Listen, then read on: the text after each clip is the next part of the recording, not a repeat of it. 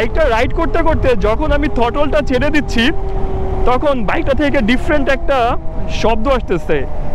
এই টাইপস শব্দ যখন রেডিয়েটরটা অন হয়ে যায় তখন আসে, বাট লাস্ট 2-3 দিনে এই শব্দটার ফিলটা না কন্টিনিউ পাওয়া হচ্ছে।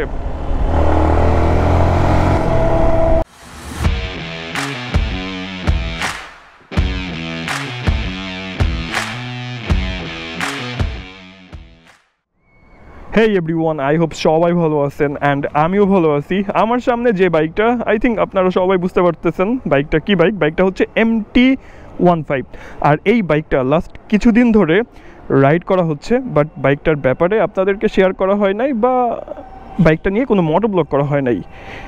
ইয়ামাহা MT-15 এমটির সব থেকে বেস্ট কালারটাই কিন্তু ব্ল্যাক, আর এই ব্ল্যাকটাই রাইড করা হচ্ছে। অ্যান্ড এই বাইকটা কিন্তু স্পেশাল একটা বাইক।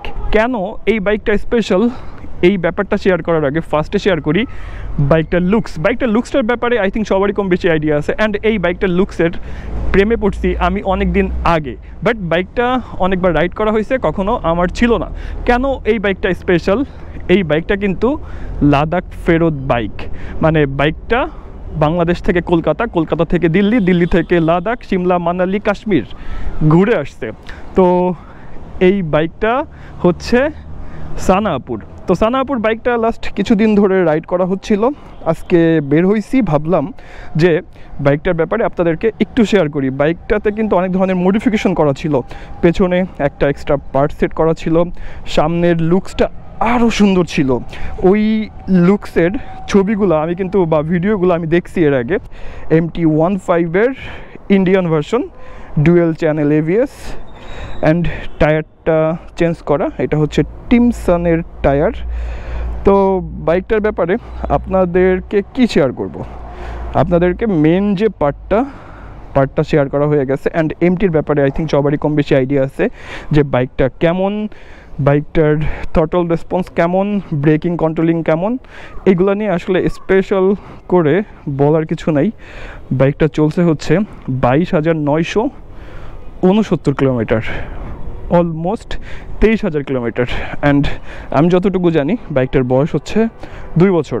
তো মোটামুটি সানা আপু ভালোই বাইকটা রাইড করছেন, নট অনলি লাদাখ, বাংলাদেশের অনেক জায়গাতেই এই বাইকটা নিয়ে গেছেন। বাইকটা কিন্তু প্রপার মেনটেনেন্স করা হয়, আর প্রপার একটা বাইককে আপনি সার্ভিসিংয়ের মাধ্যমে কিন্তু ওই বাইকটা থেকে খুব সুন্দর একটা রেসপন্স পাবেন। অলরেডি আমি উত্তরার দিকে যাচ্ছি, টার্গেট হচ্ছে উত্তরার 10 নম্বর সেক্টরে যাওয়া।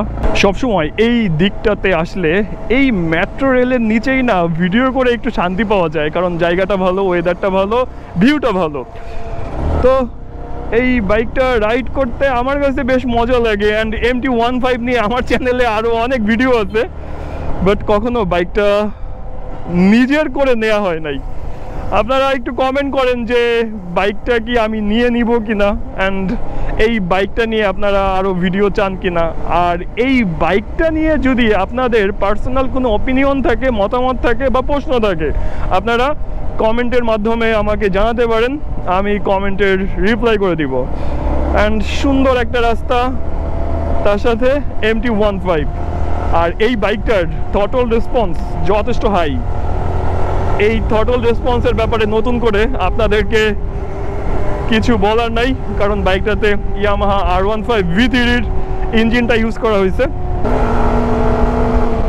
বাইকটা রাইড করতে করতে যখন আমি থ্রটলটা ছেড়ে দিচ্ছি তখন বাইকটা থেকে ডিফারেন্ট একটা শব্দ আসতেছে।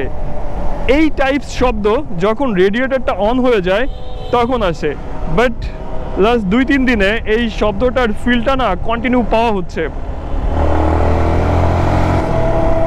শব্দটা না একটু ডিফারেন্ট, মানে লাইক এরকম একটা শব্দ আসতেছে।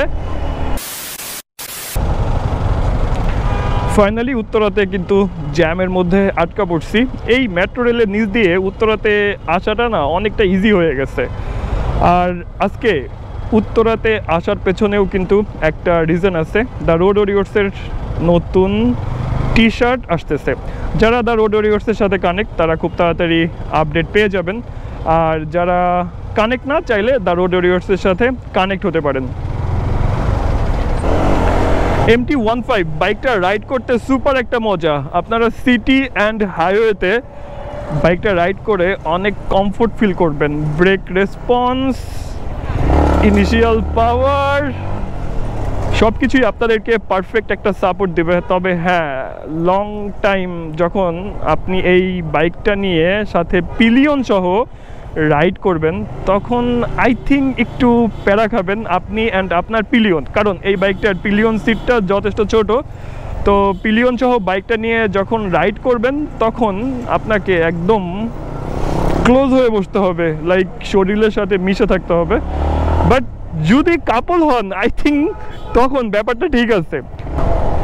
আমি যখন আমার FZX থেকে MT-টা রাইড শুরু করি, তখন এই ব্যাপারটাই ফিল করি যে FZX-এর সিটিং পজিশনটা আমার কাছে একটু উঁচা উঁচা লাগছে, বাট MT-তে বসার পর থেকেই কমফোর্টভাবে বাইকটা রাইড করা যাচ্ছে অ্যান্ড ইজিভাবে আমি কোথাও দাঁড়িয়ে পড়লেও পাটা না নামানোর পরেও অনেক জায়গা থেকে যাচ্ছে। বাট FZX-এর ব্যাপারটা হয়তো একটু ডিফারেন্ট, কারণ সিটটা একটু বেশি ওয়াইড, তো সিটটার জন্য ফিল হয় যে না আমি একটু উঁচায় বসে আছি বা সিট হাইটটা একটু বেশি মনে হয়। সেই ক্ষেত্রে MT-টা খুব কমফোর্টভাবে রাইড করা যায় অ্যান্ড ভাঙা চোরা অন রোড অফ রোড। আর বাইকটাতে যেহেতু ডুয়েল পারপাস একটা টায়ার সেট করা, তো অন রোড অফ রোডে একটা বেটার ফিডব্যাক পাওয়া যায়। নট অনলি টায়ারের জন্য MT অলওয়েজ বেস্ট। MT নিয়ে আসলে আপনাদেরকে তেমন একটা মতামত দেওয়ার কিছু নাই।